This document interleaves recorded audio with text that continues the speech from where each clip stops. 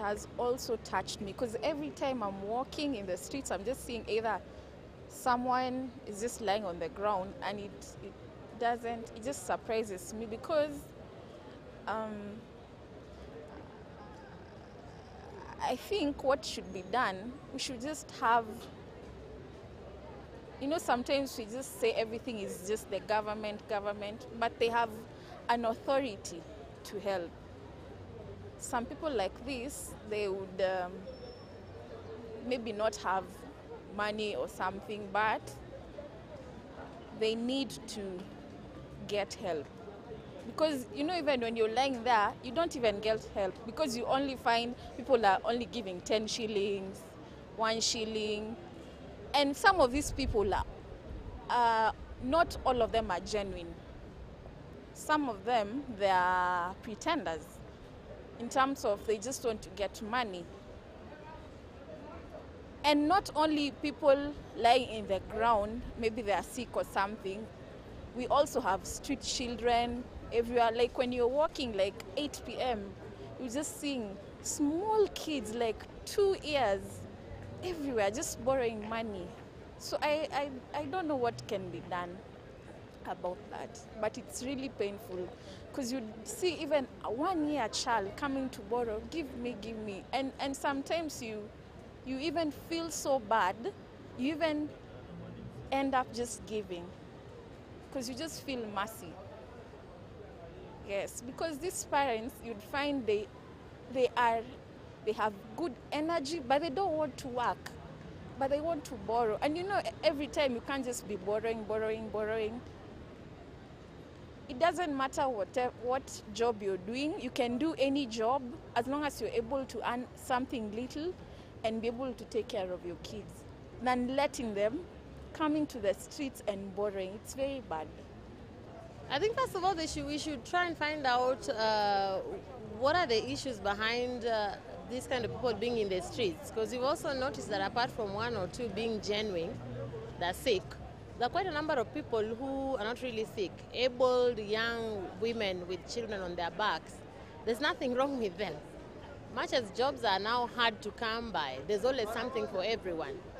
There's dishwashing, there is laundry. I think we are getting into that generation of the Western world where people are discriminating jobs as well.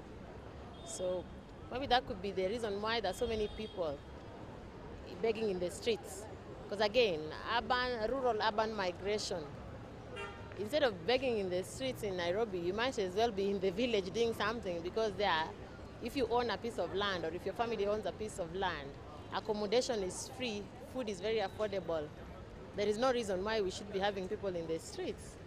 So I think maybe the city council should probably look more keenly into the reasons as to why these people are in the streets and try and control it. Because they are not as needy as they seem. Yeah, a lot of them are not. What about the very genuine needs? Maybe Society has also contributed to the problem, because we are the enablers of the people in the streets. If we stop giving handouts to the people in the streets, then we'll give the government a chance to address the issue. Because as long as we keep giving them a 10 shilling here and a 20 shilling here, the problem will never stop. Because I don't think that the city council might realize the magnitude of the problem that we have in these streets. Because there's actually no problem, their issues are being sorted out.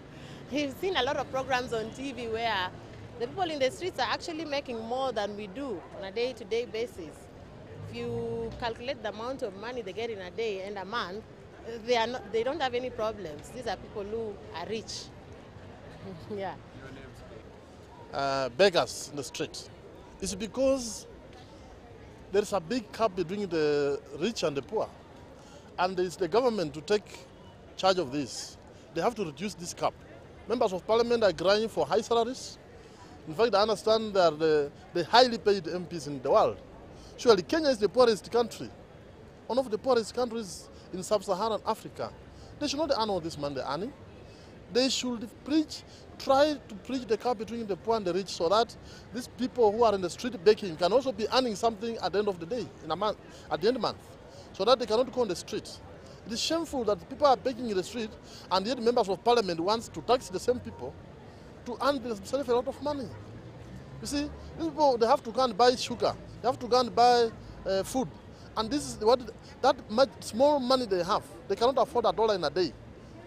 And that small money they have is what the members of parliament wants. So you see, they will continue having so many people in the street begging to go and pay tax for the members of parliament to earn a lot of salary. Okay, so It's quite unfortunate. The government must stand and protect the common mwananchi. okay, but these people begging on the street, some are genuine, some are fake. We should have a rehabilitation center, especially for those who we feel are genuine, because most Kenyans are poor. Some have run away from rural areas because they don't have land, and some of them might be criminals. So we should first weigh and know how to rehabilitate them. We find the genuine ones and empower them to do something. And those who are not genuine, we arrest them. We take them to the cells to work for the government. Yeah.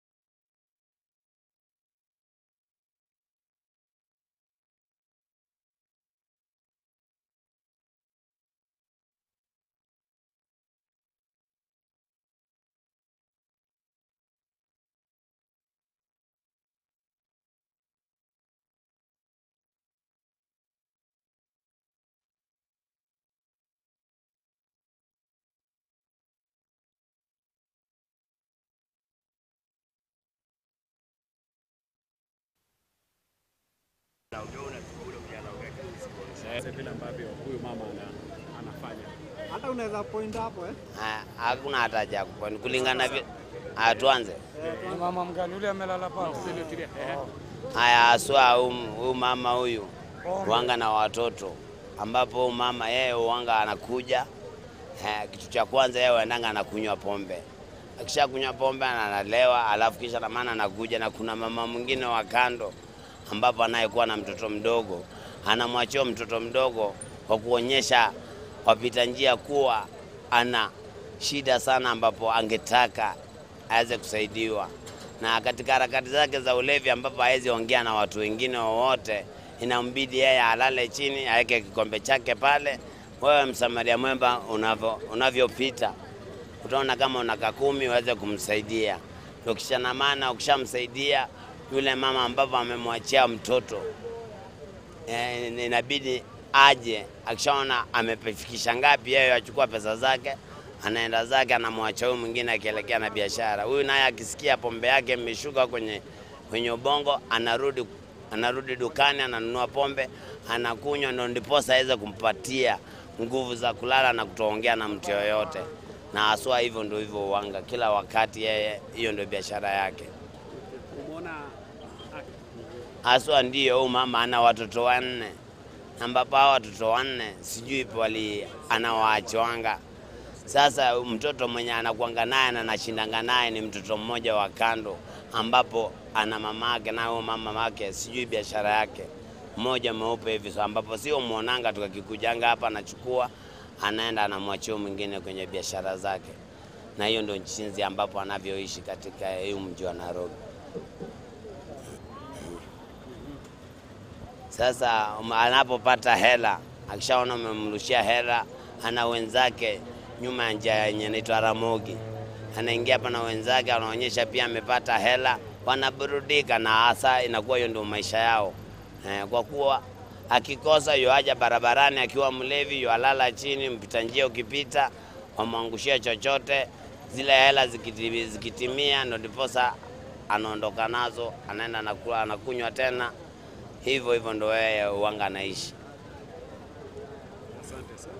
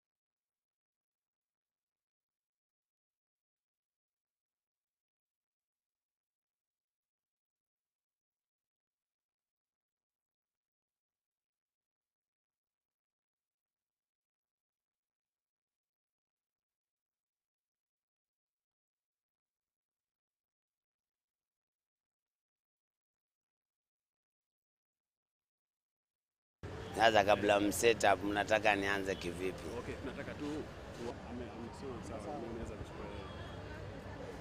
Mimi sina wasiwasi yoyote. Juu nimepitia mengi na haswa yenye nimejionea kulingana vile tena naangalia hii maisha yetu vile imeanza kutupeleka nayo pia imebadilika. Kwa hivyo huyu wa kidonda tueleze kumhusu. Haya, haswa huyu jamaa mwenye kidonda hapa ni mfanyikazi mwenzangu ambapo tunajaza naye gari za kwenda Jogoo Road Stadium ambapo gari zinaitwa tuktuk za miguu mitatu.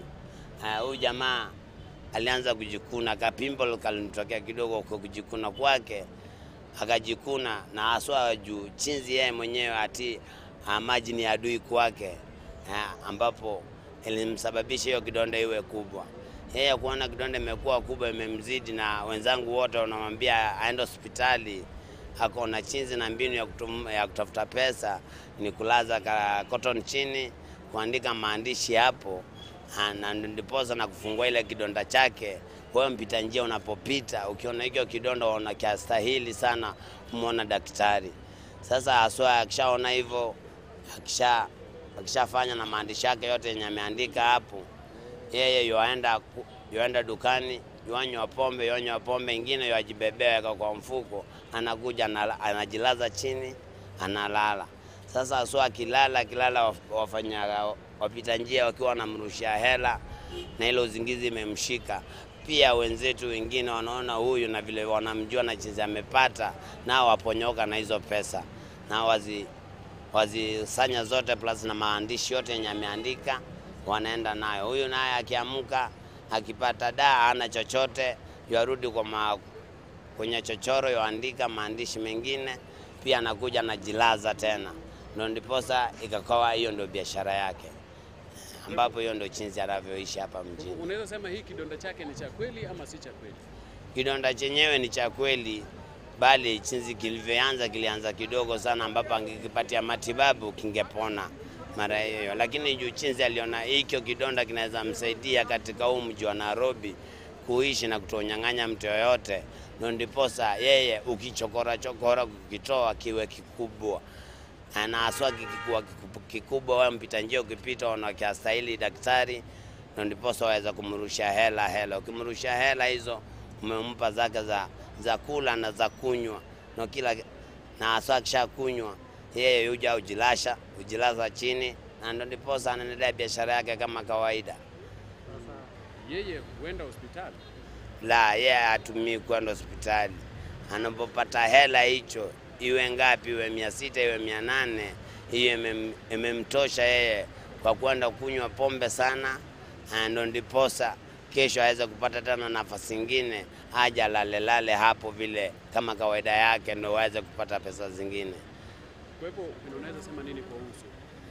Haswa kabisa kulingana vile ninavyoishi mji wa Nairobi, kuna wale wengine ambapo wameiweka kuwa ni biashara ya matumizi yao ya kawaida ya kiraha, ambapo na kuna wale wenyewe ambapo wana shida na ambapo wakisaidiwa wanasaidika na hiyo shida, na wengine wameifanya kuwa ndio biashara yao ya kupata riziki kila wakati. Kusaidika sana mtu wapita njia wa Samaria wema hawezi jua chochote kulingana na watu, bali sisi wenyewe wakaaji wenzao tuliyekuwa hapa ndio tunayejua huyu haki na ukweli ni asaidiwe. Huyu naye ni njia yake moja kutafuta hela, ndio ndiposa asienda kaiba ama kafanya nini, aweze kukula hela bila jasho lolote. Asante. Majina? Code Alliance Inspector Momanyi. Asante. Code Alliance Inspector Momanyi. Code Alliance. Hiyo Chukua tu in case. Tutampata wapi sasa? Hiyo laini haendi mbali sababu anatembea pole sana. So anaenda chini na kurudi, sio? Tuambie historia yako na yeye na vile umemfahamu na kile anafanya na vile anapata riziki. Huyu jamaa wa box huyu kwanza alikuwa ni mfanyabiashara wa kuuza miraa, ambapo alipodhoofika kwa hiyo biashara yake akaona chinzi na mbinu ya kutafuta pesa ni kutengeneza makoto na kuanza kujivuvuta chini, ndio ili ukimwona ona mtu haizani na chochote uweze kumsaidia. bali ukweli wa maneno kuwa huyu jamaa ni mguu mmoja mfupi mmoja mrefu, ambapo ulemavu aliokuwa nao ni wa mguu. Yaweza kutembea yeye mwenyewe, yakimbia na haswa kila kitu, lakini chinzi alivyoona maisha ni magumu katika Nairobi hapa, akaona ni heri aonyeshe wananchi kuwa hajiezi hata kamwe. Ndipo akafunga hii boksi zake na kaanza kujivuruta na kikombe, kwa kuwa yeye hajiezi chochote.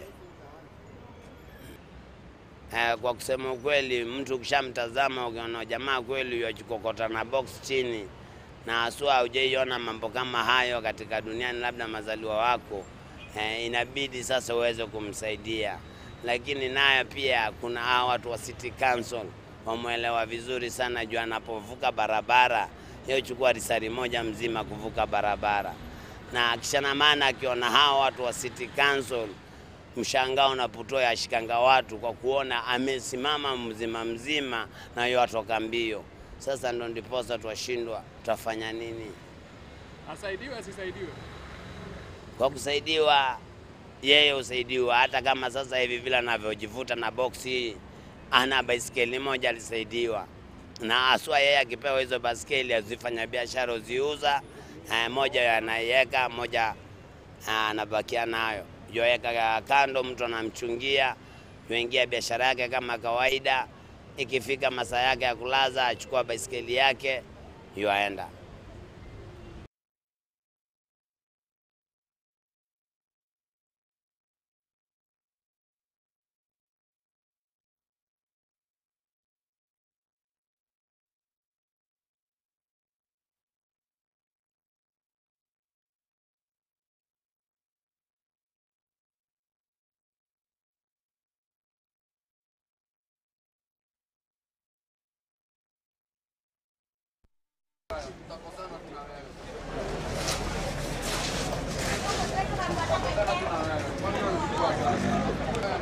Tunataka kutetea watu ambao ni walemavu bana. Mbona kwanza ongea na mimi? Solomon. Ama ongea na mimi ndio kanichukua. Pole boss. Vipi lakini? Mpaka Gharama lakini ile sio poa bwana. Tamani. Haya, hapa tu ambie tu vyote vile nataka mtasikia, lakini bwana yeye wacha kuchukua ngapi bado, hata kama tuna ndani nijute kwa gazeti unasema nafanya kuniingia njia. Hata ile tena bwana. Naja kuona wale ageuka wala ninaona agejo ah. Anasema ni kitambo. Mambo namna gani?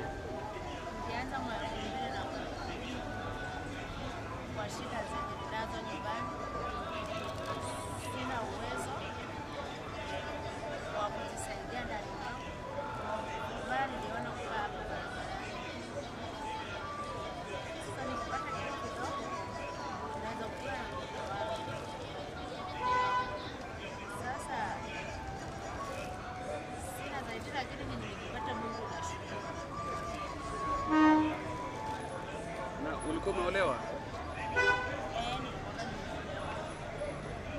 Lakini mwanaume kaniacha kaenda nyumbani Mombasa.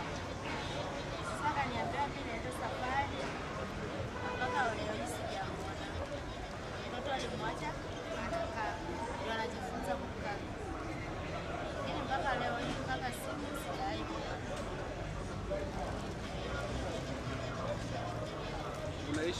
Unaishi wapi? Unaishi peke yako ama unaishi na watu? Hebu rudia kidogo. Naishi kwa Uko na watoto wangapi? Anaenda shule? hajaanza. Ako na umri gani? Ana miaka 3. Na tueleze kuhusu shule. Kuhusu shule sijaenda sasa. Kuja kuangalia. Sasa sina uwezo wa kupeleka shule wakati ya yenyewe mpaka nikuje.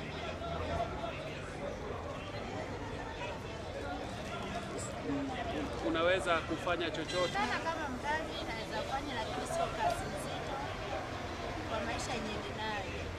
Mimi ni mzima lakini kwa kuniona hivi. Lakini shida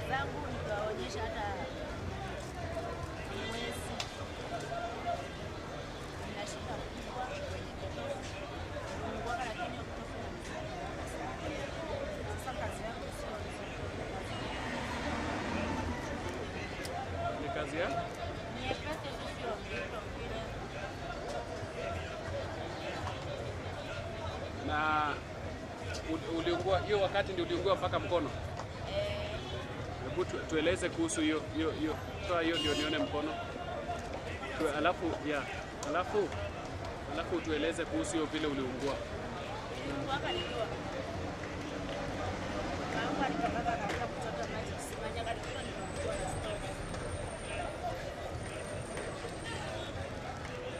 Jamii yenu imejaribu kukusaidia? Jamii yetu imeshanisaidia.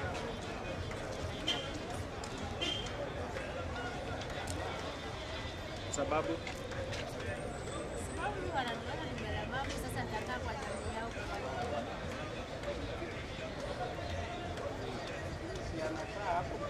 Unaweza saidiwa aje wewe kulingana na wewe mwenyewe? Tueleze ya kwamba mimi nikisaidiwa hivi inaweza nisaidia vitu kama hizo.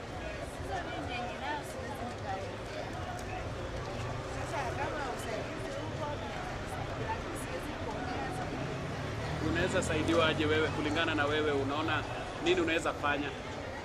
Biashara. Tueleze kuhusu hiyo.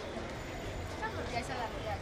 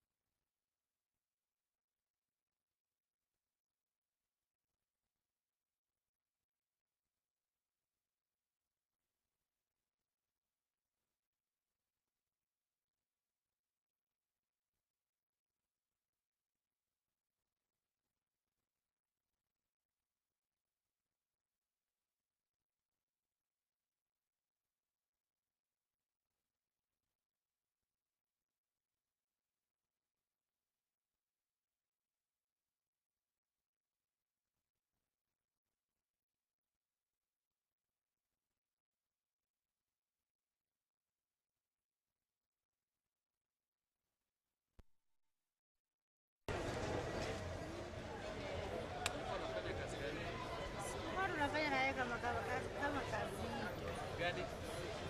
Mimi nilikuwa namzungusha kama kazi hii, alikuwa kipofu. Alikuwa aoni. Akafa hapa tu Kenya. Wakati karea kaya hapo.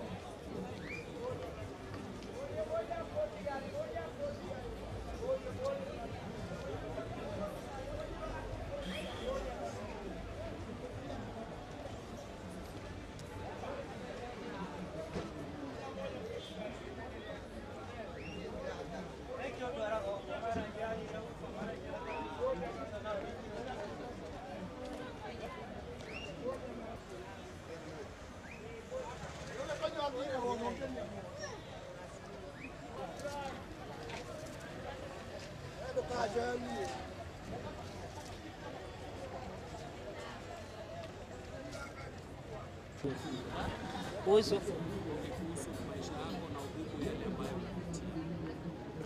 Majina yako penye unaishi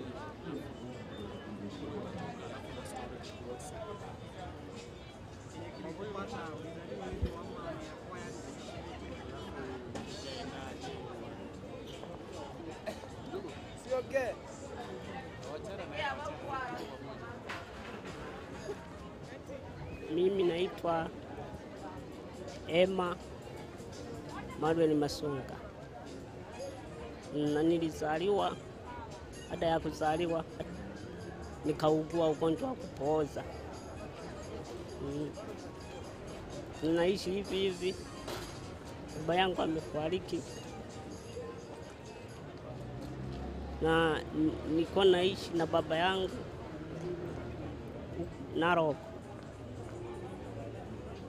Mama yangu ni mtizeti. Baada ya baba kunichukua, tukaishi Nairobi kwa miaka 3, akafariki. Nikabaki hivi hivi. Niliamua kuja huko Nairobi. Nikapata usaidizi kidogo. Na ninatafuta tu pesa ya kunikidhi maisha yangu, ya kula, kulala, kufua nguo na kununua malazi. Stori yangu beshi hapo.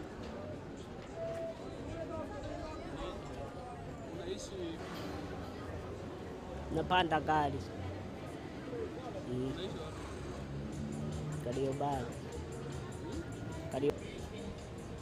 Ni kwa sababu tu nakuja tauni kwa ajili ya kutafuta pesa ya kukidhi maisha yangu. Naishi By Solomon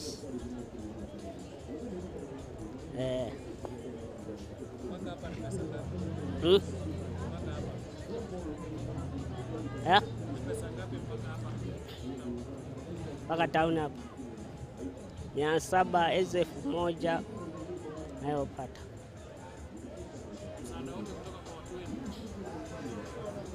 Kwa watu wetu msaada kutoka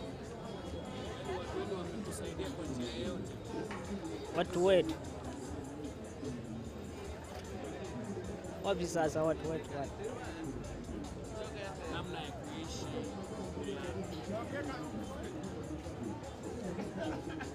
Namna ya kuishi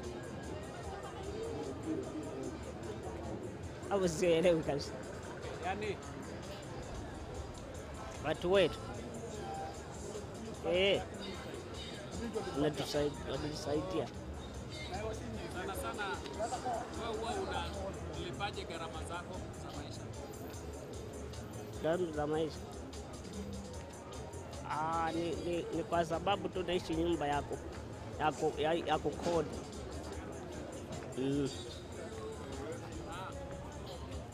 Sasa nini unaweza fanya?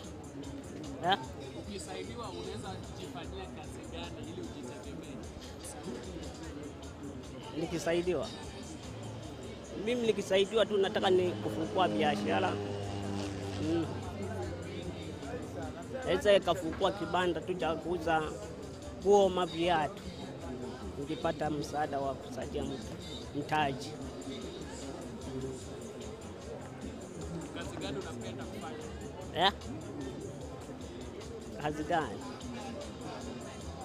Kazi ambayo naweza kufanya. Kwa mfano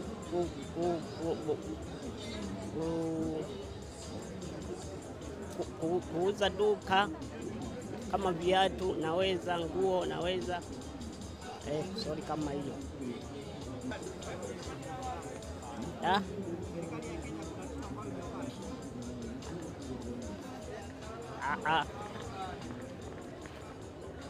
Pale tu penye kupata pesa.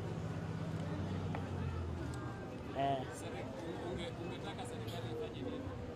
Serikali, mimi naomba kama serikali ya Kenya inipatie baiskeli. ya kuendesha kwa mikono. Inaachana na hii kazi ya kutambaa mtaani. Emmanuel.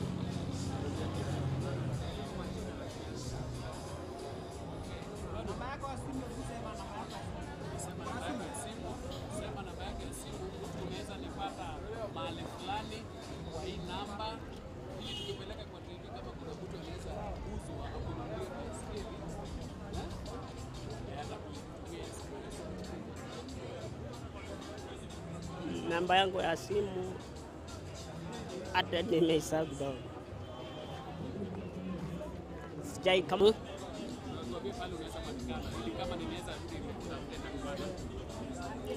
Komash. Sema mimi nikitaka mtu akinitafuta anaweza kunipata street fulani.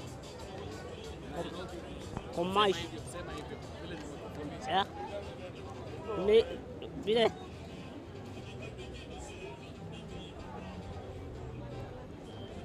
penye commercial pale penye Accra Hotel. Mimi mwenye nitafutia biashara atanipata katika commercial na kaaga pale Accra Hotel.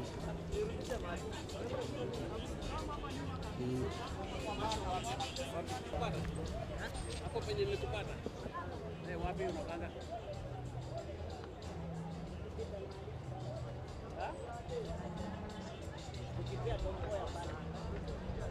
Mbele ya duka gani?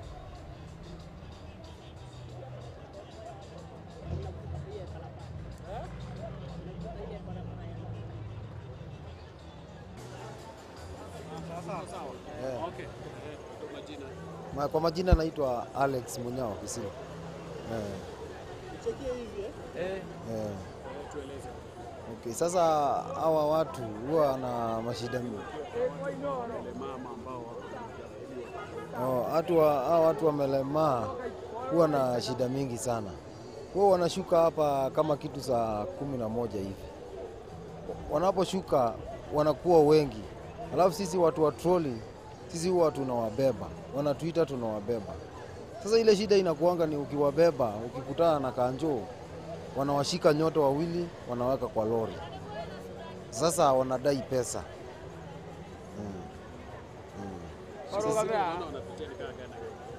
Shida zenye wanapitia ni kama hizo za makanjo, kusumbuliwa na kanjo, mara pesa, mara nini.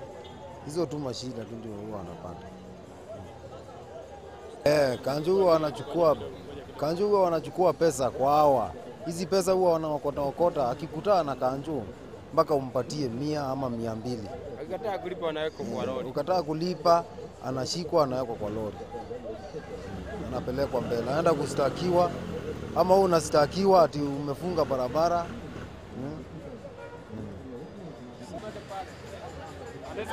Anaweza kufikisha hapo alafu akurudishe. Pale alafu akurudishe. Chukue tu picha. Hapo penye ulikuwa alafu urudishe hapo.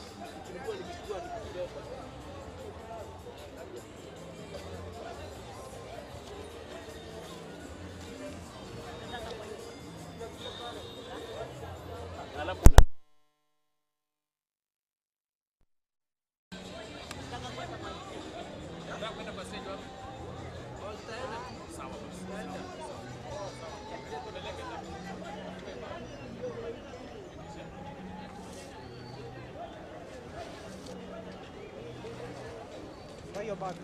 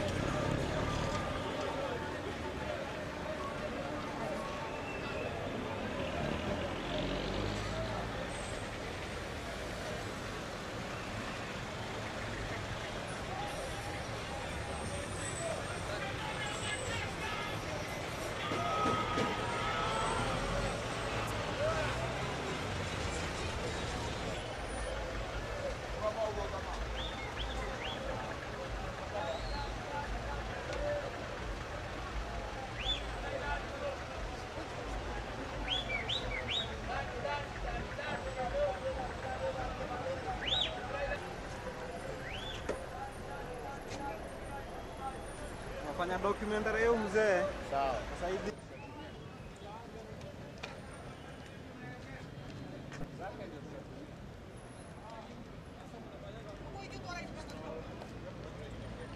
Kuna mzee ameblock pale hata sioni.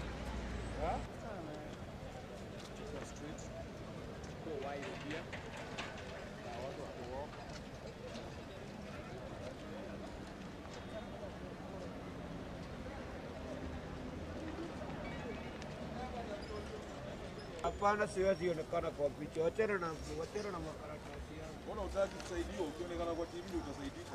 Mimi sitaki. Komanda mzee, kuja komanda kwa hii base. Nikimwamurusha hapa sasa ndamwamurusha yeye mwenyewe. Ndamwamusha na aende. Kile kidonda ningefaa kuchukua. Hiyo kidonda yenyewe, sio sura yake. Kidonda kabisa. Kwa kuwa watu wanasaidiwa hawataki kujisaidia.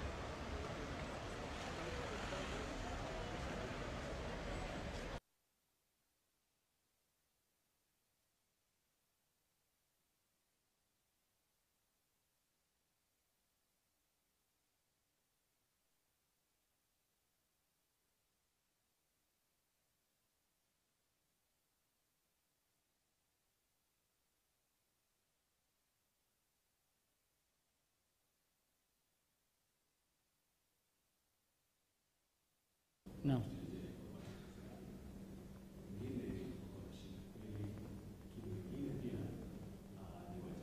No.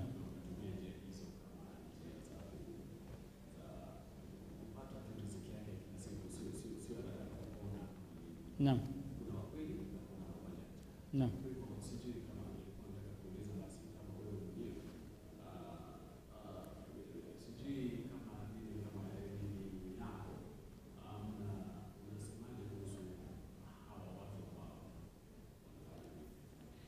You know, Islam has attached great importance to assisting the genuine needy members of a community. Islam has attached a great importance on that, the genuine members of the community. At the same time, Islam has attached a great importance in work, both of them.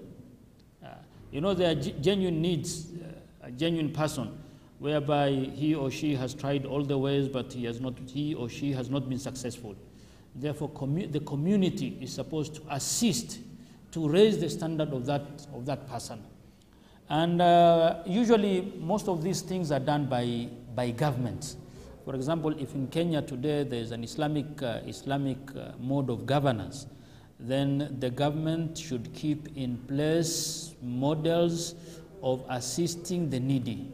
For example, he is a needy. Say he or she is begging because he or she is sick. Then the government or the community is supposed to take that person, and that is Islam, to take that person to the hospital, pay the bills. You want to be cured? You want to be healthy? Yes. He is taken or she is taken to the hospital. She is cured. After that, maybe the community or the government should assist in raising the standard of that person. For example, once in the community in Medina during the second Caliph after the death of Prophet Muhammad, the Caliph by then was Umar bin Khattab. He passed in the street and he saw an old man begging. He said, "What's wrong with you? You are coming from which community?" He said, "I'm a Jew." He was not even a Muslim. "I'm a Jew." "What's wrong with you? Why are you begging?" He said, "You know, while I was healthy, I used to work and give and assist the government. I used to pay tax to the government. But now I'm no longer able to work. I'm no longer able to work. Hence, I pass the streets of the city in order to get something." He said, the Caliph or the leader said, "We have not done good to him. We took taxes while he was healthy, and now he is old, is not able to work. We make him beg in the street." Therefore, he told him to come to the public treasury, and he assigned that on a monthly basis, he should be given stipend, he should be given allowances so that his life will go normally. Therefore, these are the duties of the government, and if the government is not able, then the community are supposed to come in and first try to scrutinize the genuine cases and those cases which are not genuine. Con men and con women are all over in the whole world, not only in Kenya or in Nairobi. Therefore, once we find that a person is genuine, Islam attaches that person is supposed to be assisted. And after being assisted, maybe he has been cured or she has been cured, then Islam, since it has a facility of taking zakah, poor Jew, from the rich and giving to the poor, then that money can be used or could be used in assisting that person of setting business structure, so that maybe after a year or after 2 years, also she or he can generously donate to the coffers so that it can assist another person. But as an individual, it becomes very hectic and very problematic to know whether this person is genuine or this person is not genuine. If this person is sick, he's not living in the town center, where is he coming from? Who is that person who brings that good Samaritan, who brings him or her from Dandora, from Kawangware, from Riruta, from other places, the town center, and then at the end of the day, how does the same person who is crippled, who is diseased, he doesn't even have the energy to walk, how does he go track all the way from the city center to the... Therefore, it is seen that this is just like a racket of people taking the energies of other so that other can have their interest. Therefore, maybe this is an issue which the government should look, should scan, should scrutinize closely and see who are the genuine people of which the government can assist, and who are the people who are con men and con women. These people should be taken to the prison or should be taken to other centers of changing their moral values, their attitude, so that they can be a good citizen assisting others. So there are such many people, and the government, as we speak now, does not have a clear program. A clear? A clear program. None. For assisting such people. So I wanted to ask, what should be the first step taken towards these people, and what should be done? What should be done, one, is maybe community leaders to come together, deliberate on the issue, and see the way forward.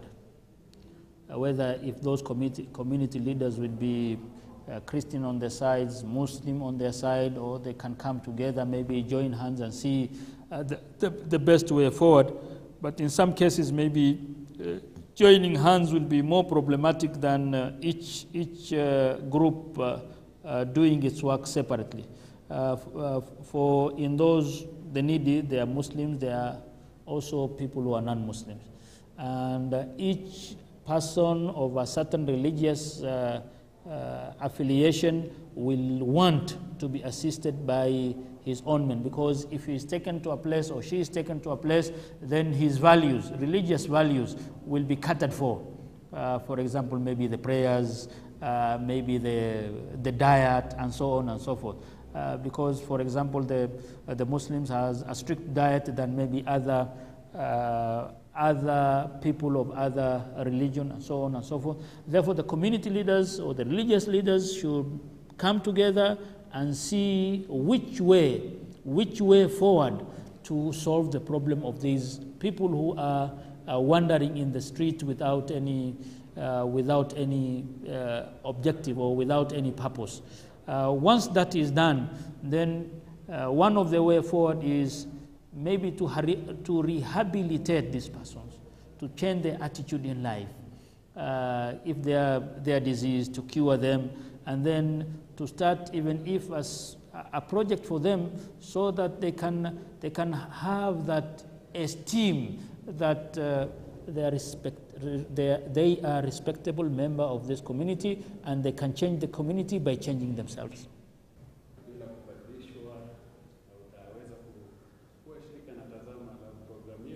Naam.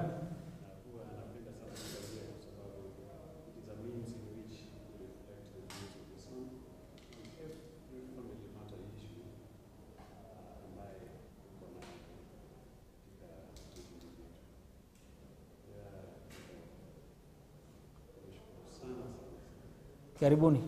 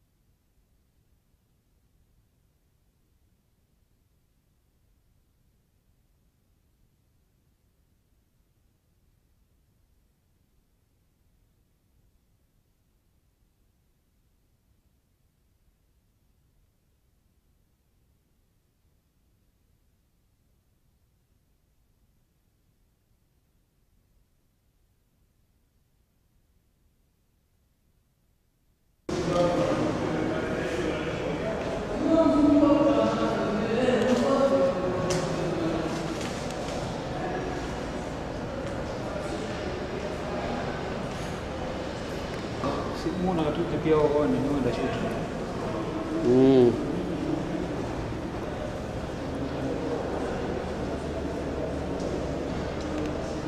Lakini niliambia Tosh naongea na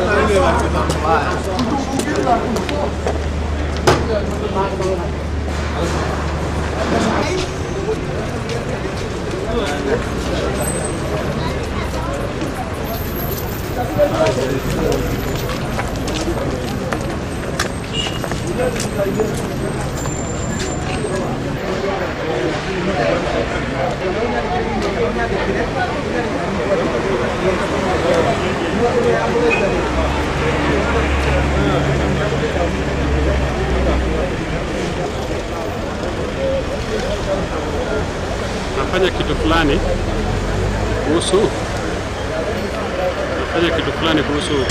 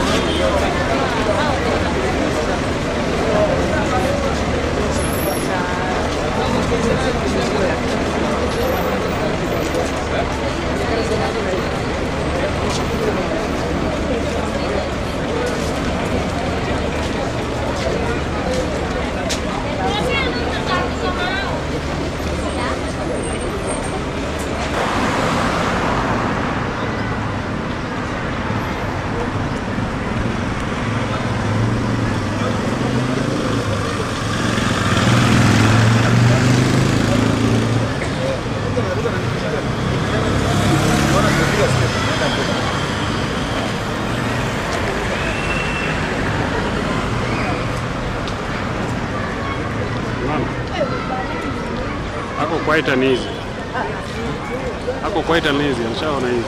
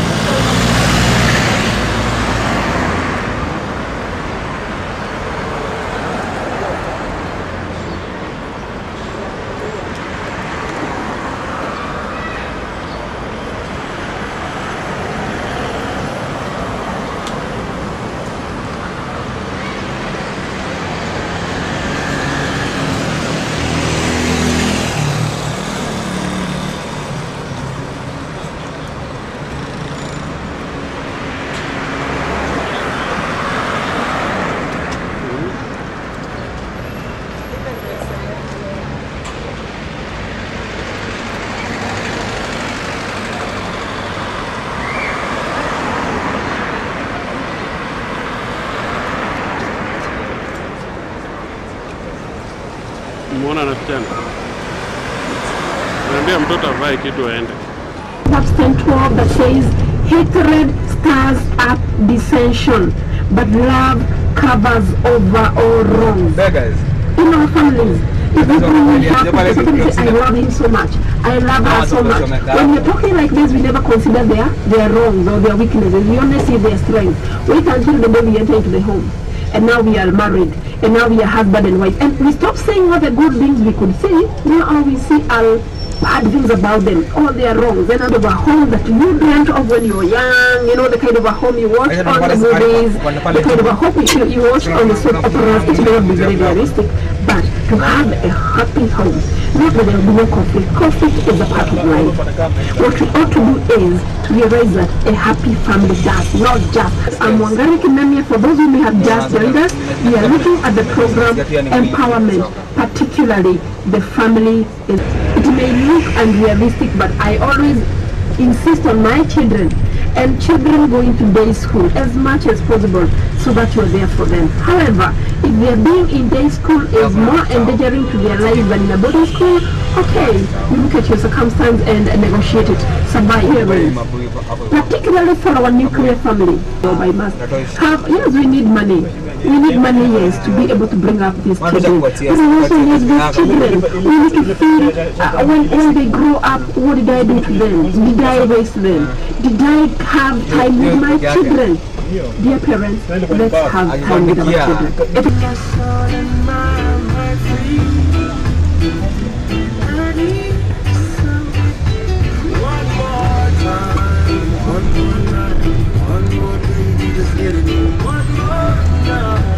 I can do it, I can make you laugh. One more time, one more shot, one more dash, baby, one more life. Gonna be straight and we ain't gonna fight. Just one more night. Love, love. Call me a sweetheart. Every day you break another piece of my heart. Ooh. I'm sorry that you're sorry, but sorry's not good enough for me, baby. I'm sorry that you're sorry, but sorry can't dry my tears, baby. Each time we fight, you come with your same. Weka, tulia.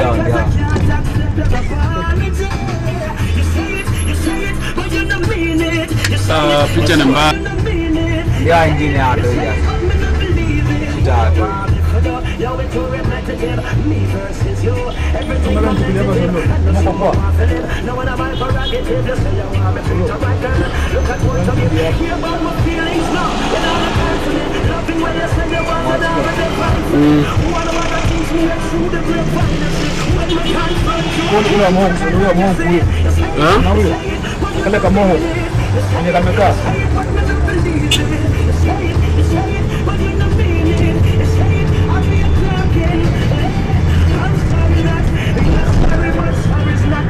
For me.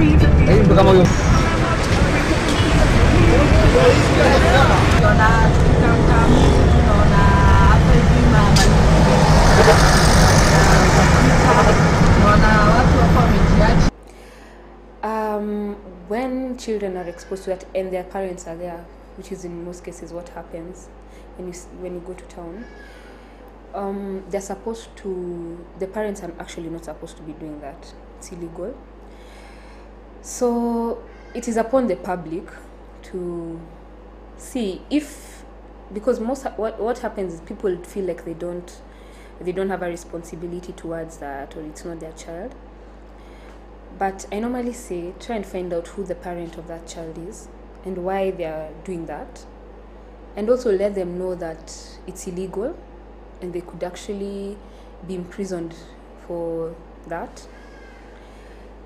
It's also a form of child labor and child neglect.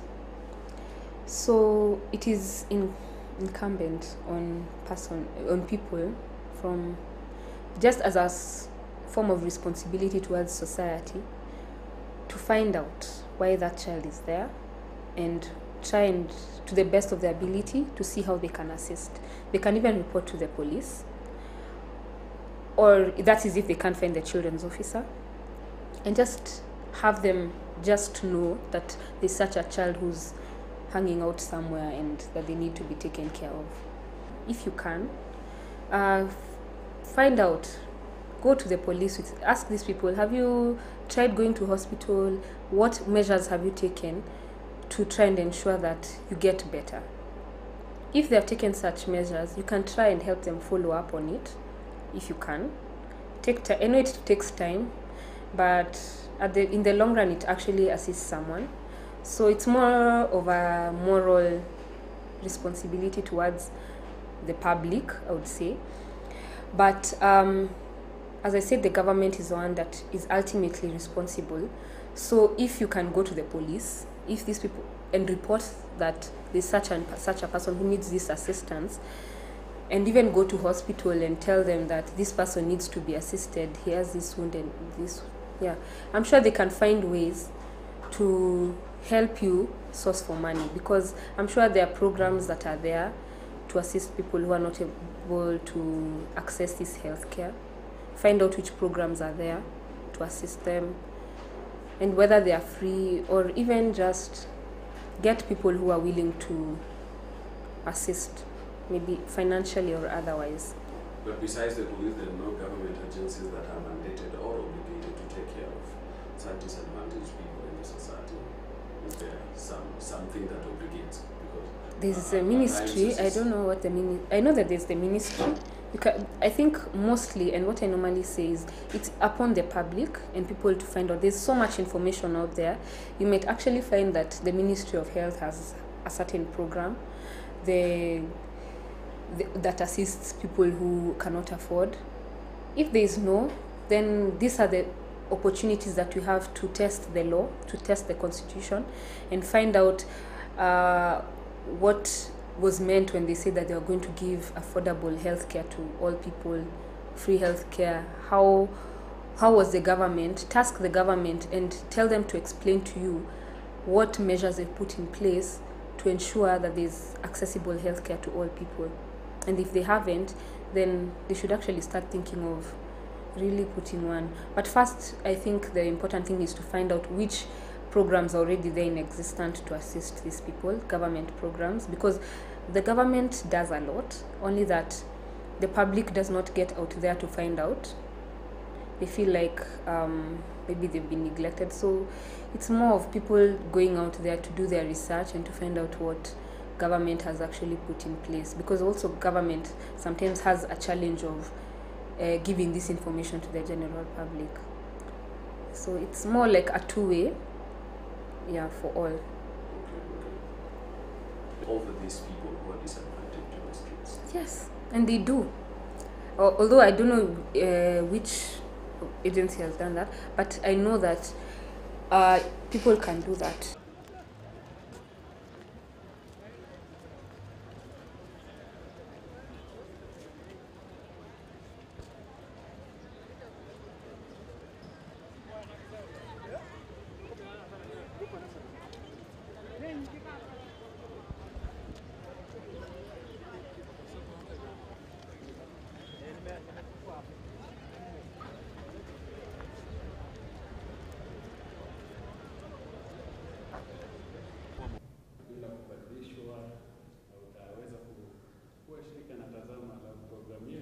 Naam.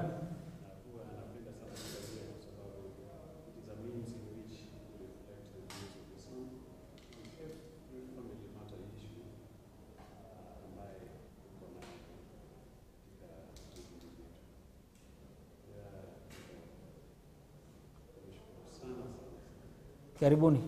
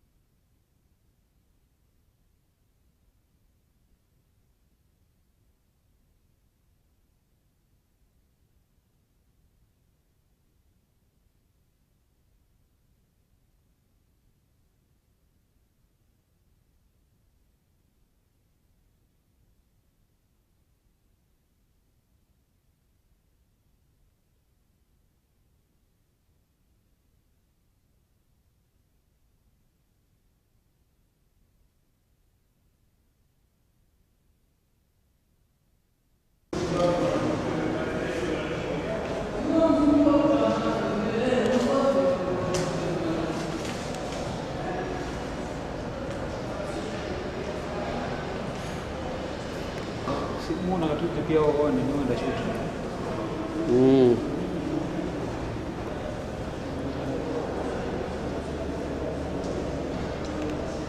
Lakini niliambia Tosh naongea na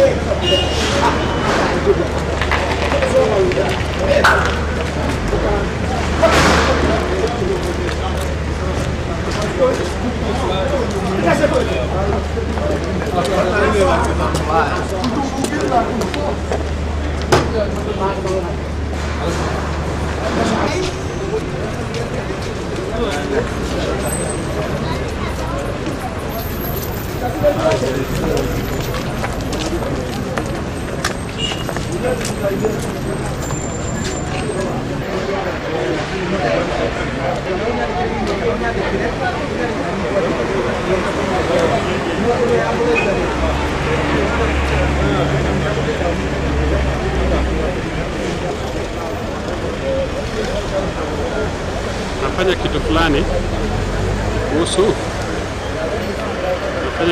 kuhusu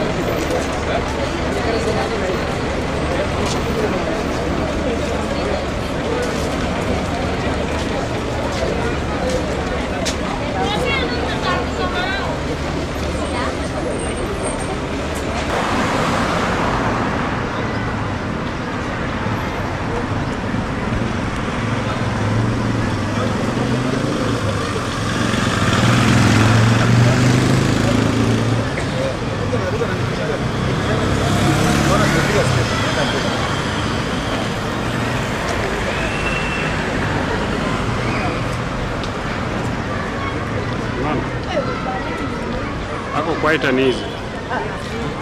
Ako quite an easy, alishaona hivi.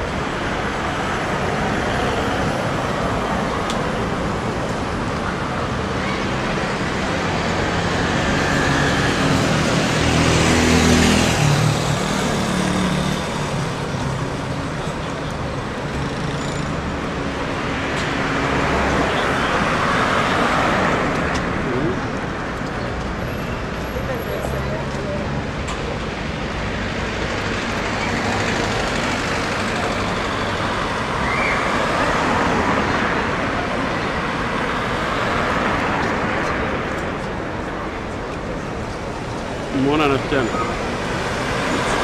Naambia mtoto avae kitu aende. That's 10:12 that says hatred stirs up dissension, but love covers over all wrongs. Beggars. In our families, if we have I love him so much, I love her so much. When we're talking like this, we never consider their wrongs or their weaknesses. We only see their strength. Wait until the day we enter into the home.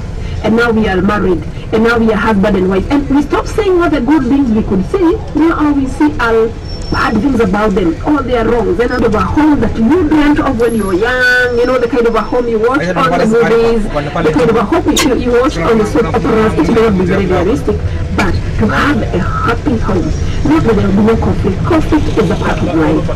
What we ought to do is to realize that a happy family does, not just. I'm Wangari Kimemia. For those who may have just joined us, we are looking at the program Empowerment, particularly the family. It may look unrealistic, but I always insist on my children and children going to day school as much as possible so that you're there for them. However, if their being in day school is more endangering to their lives than in a boarding school, okay, you look at your circumstance and negotiate it, survive.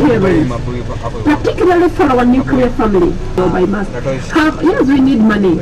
We need money, yes, to be able to bring up these children. But we also need these children. We need to feel when they grow up, what did I do to them? Did I raise them? Did I have time with my children? Dear parents, let's have time with our children.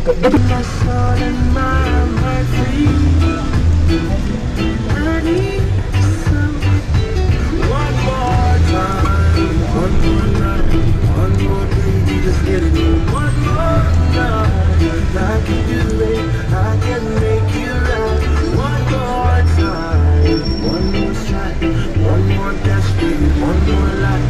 Gonna be straight and we ain't gonna fight. Just one more night. Love, love. They call me a sweetheart. Every day they break another piece of my heart. Ooh. I'm sorry that you're sorry, but sorry's not good enough for me, baby. I'm sorry that you're sorry, but sorry can't dry my tears, baby. Each time we fight, you come with your say. Weka, tulia. You say it, but you don't mean it. Picha ni mbaya. Ndio ingine hapo ya. Yo, we two repetitive, me versus you. Everything I'm no one am I prerogative. You say you want me to treat you right, girl. Look at what you give me. Hear about my feelings now. You're not confident. Loving when you say you want to down with the confident. One of the things we went through the grapevine. When we confront you. Kuna Mungu huyo. Na huyo. Kaleka moho. Kwenye kameka.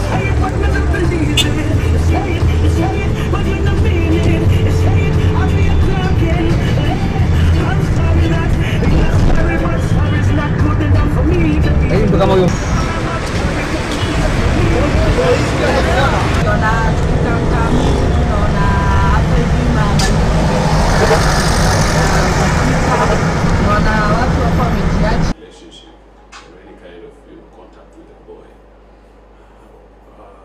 How can this be addressed as far as the rights, even the rights of the man, in-depth maybe analysis of the nitty-gritty that we might not be aware of? Okay, definitely, no problem. Yeah, so just two questions from my other story. Yeah.